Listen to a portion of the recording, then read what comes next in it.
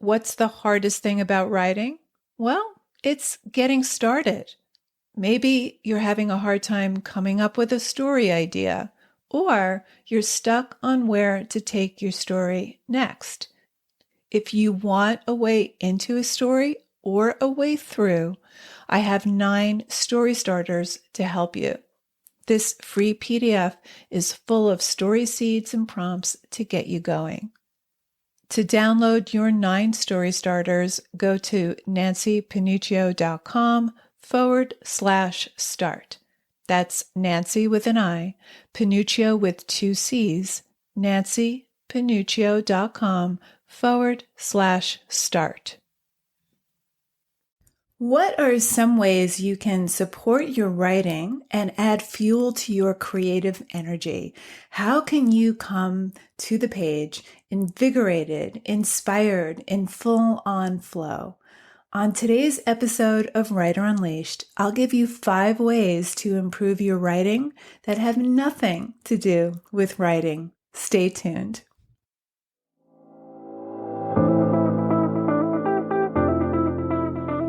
Writer Unleashed is for you, a writer who has a story you want to bring onto the page and into the hearts and minds of readers. I'm Nancy Panuccio, writer, editor, and writing coach, and each week we'll explore techniques, mindsets, and inspiration for writing stories readers can't put down. Thanks for spending some time with me today. Now let's begin.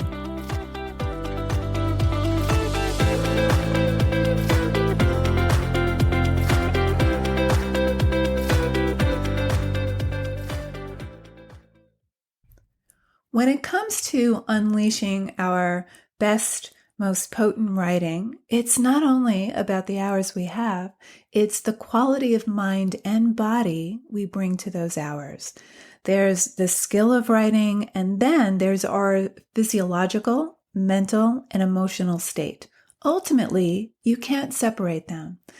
So here are some ways to improve your writing that have nothing to do with writing. Number 1, do things that bring you deep joy. It could be as simple as dancing to your favorite music or having friends over for dinner Saturday night on the deck. At some point on our road to adulthood, we buy into this idea that fun and pleasure is frivolous, it's non-productive, and sometimes we even believe it's fiscally irresponsible. So too often we don't give ourselves permission to do things for the sheer joy of doing them. But in my experience, joy is not a mere luxury, it's non-negotiable. Because when we're aligned with what truly delights us, we're in flow, that blissful feeling when time is irrelevant, when we lose ourselves and simultaneously connect on the deepest level to who we are. Even small things that align us with our pleasure centers have been scientifically proven to be vital, not only to our overall happiness, but to our emotional and physical survival. Joy fuels our creative momentum. It infuses us with energy and it boosts our immune system. Robert Holden, author of Shift Happens, believes when it comes to our quest for success, we have it all backwards. We often rely on external achievements to create our happiness, the finished novel, the publishing contract, or the promotion at work. We long for hitting those apexes of success so we can finally say we've arrived. But he believes that if we commit to our happiness, we will increase our chances for success. Now, the myth of the tortured artist is just that, a myth. Studies on the link between mood and creativity show that people are most creative when they're happy and positive. Depression and bipolar disorders and anxiety, all of that decrease creativity. It suppresses the frontal lobe of your brain. So what lights you up?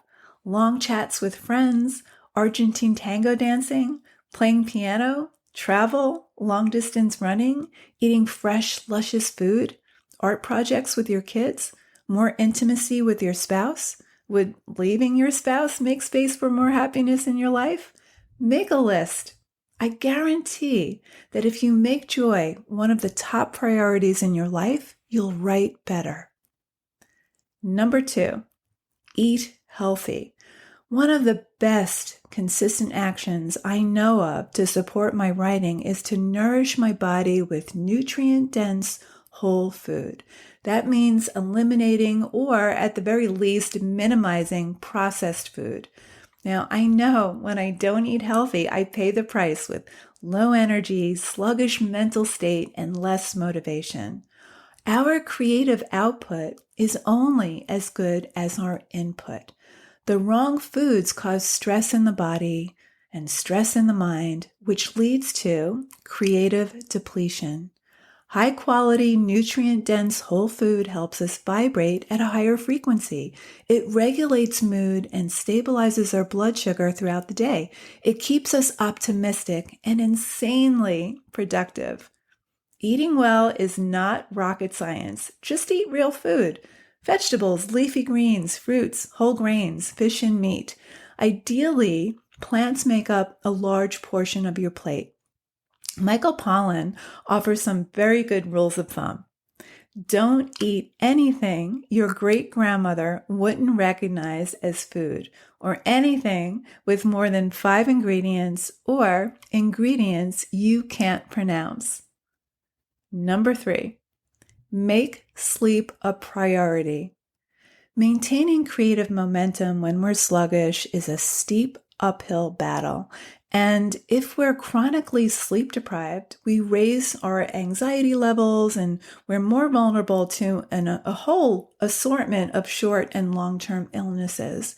Sleep makes everything better. It boosts our immune system, keeps us positive, and able to take on daily stress with poise and grace. Now, I've struggled on and off with insomnia my whole life, especially now that I'm a parent. My mind and body is often still revved up at bedtime. Unless I take proactive steps to power down, I can lay in the dark for hours with thoughts racing towards tasks that have yet to be done. So I have a conscious set of rituals that help me transition from a turbocharged day to restful, restorative sleep. And here's what works for me. I strive to be in bed weeknights by 10 p.m., so I shut off my computer by 5 p.m., and that's because texting with an hour of sleep or checking email, working late on the computer, watching TV within an hour of bedtime wreaks havoc on my sleep. That's because there's a blue light that they emit that suppresses melatonin, and that's the hormone which regulates sleep and wake cycles. Now, when deadlines call and I must work late at the computer or answer emails because there's something urgent going on or I need to be texting on my phone, I have an app that allows my screen color display to adapt to the time of day that makes it increasingly warmer at night so that my melatonin isn't disrupted. So you want to make your bedroom your sanctuary. No televisions, no clutter. The darker, the better. Keep smartphones, if you can, on charge in a separate room. And wake up earlier, an hour earlier, better yet 2. Laura Vanderkam did a fascinating study of what the most successful people do while most of us are still sound asleep. And the consistent finding is they do plenty. They get a jump start on their workout, for example. They plan and prioritize their day, or they spend the first hour writing their book. Now, for years, I was a night owl, and I was conditioned from years as a ballroom dance studio owner and late night dancer performer. So even years after I'd retired from professional dancing, I typically stayed up until 1 a.m. or so, and I woke around 10:30 a.m. Now, when I had a baby, all that changed, of course. By the time my kid was 3 years old, I knew that if I didn't recondition myself to wake up earlier, I wasn't going to get any writing done because once he was up, all bets were off. Now, these days, more mornings than not, I naturally wake up around between 5 and 5:30 a.m. And that gives me a good 2 hours to gather my thoughts, get centered, and write before my phone alarm starts beeping to get my kid out the door, or in the case of the quarantine, to get him ready for online school. So early quiet is serene. The solitude is heavenly. And there's less compulsion to check or answer email straight away because most people aren't even at their desk at that time. So those 2 hours are sacrosanct, and it's where I get the most bang for my buck. It's when I'm most alert, focused, and productive. Now, the added boon is that the rest of my day goes so much smoother. I get reams more accomplished. I'm more even-tempered throughout the day. I also sleep better. Now, if you're not accustomed to waking up early, no need to go full tilt right away. Start out waking 15 minutes earlier at a time. Your circadian rhythm will regulate, and in due time, your body will naturally rise. Now, our morning is important because it sets the tone for the entire day. What you choose to do in your first hours can make or break it. So, number 1, do something that gives you deep joy. Number 2, eat well, nourish your body. Number 3, make sleep a priority. Number 4, move your body. When we change our physiology, we change our minds. Movement gets our blood oxygenated and flowing, and it loosens the neural pathways. It infuses us with endorphins and produces a healthy surge of creative energy.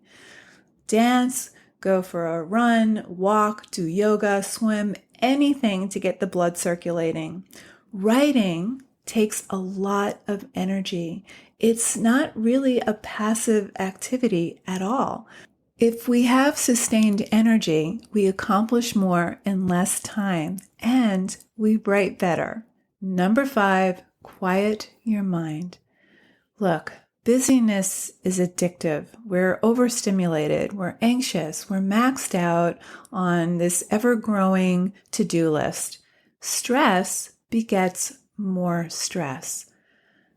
Mindfulness meditation is a way of reining in runaway thoughts so that we can bring more quality of focus to everything we do. It clears space in the mind. And here's the science. Meditating as little as 10 minutes a day shuts off the amygdala, the fight or flight center of our brain, which still can't tell the difference between a saber-toothed tiger and a field mouse ripping through our pantry in the middle of the night. When the amygdala is activated, it shuts down the rest of the brain. It renders the creative hemisphere of our brain useless. Now, meditation doesn't have to be this spiritual, yoga-esque visualization of golden light traveling up and down your spine to your third eye, or lotus flowers opening in your heart chakra, although that can be nice too. It's more like a mini vacation from your mental chatter. So just pausing 10 minutes a day at your desk, connecting to your body, closing your eyes, tuning into the sounds around you and the sensations in your body, observing your breath. This pays off in a calmer, steadier, more efficient, creative mind. Even going for a walk after dinner can be meditative. Being near water is meditative. Listening to music is meditative. Yoga is meditative. So quieting the mind is deceptively challenging. It does take practice. My favorite app for practicing meditation is Headspace, and you'll find the link on nancypanuccio.com. Now, writing flourishes when we're firing on all cylinders. It requires our full-on energy and focus. You are your greatest creative leverage. So practice impeccable self-care. Number 1, do what gives you deep joy. Do what delights you. Do it on a regular basis. Number 2, eat healthy, more real food, less processed. Number 3, make sleep a priority. Number 4, move your body. Number 5, quiet your mind. Thanks so very much for listening today. I hope these 5 tips help you replenish your energy and your writing. If this episode resonated with you, please leave a review. And if you haven't subscribed yet, hop on board. I come to you jam-packed every week with writing tips and techniques to help you write stories that matter to you and that matter to your readers. Keep writing, and I'll talk to you soon.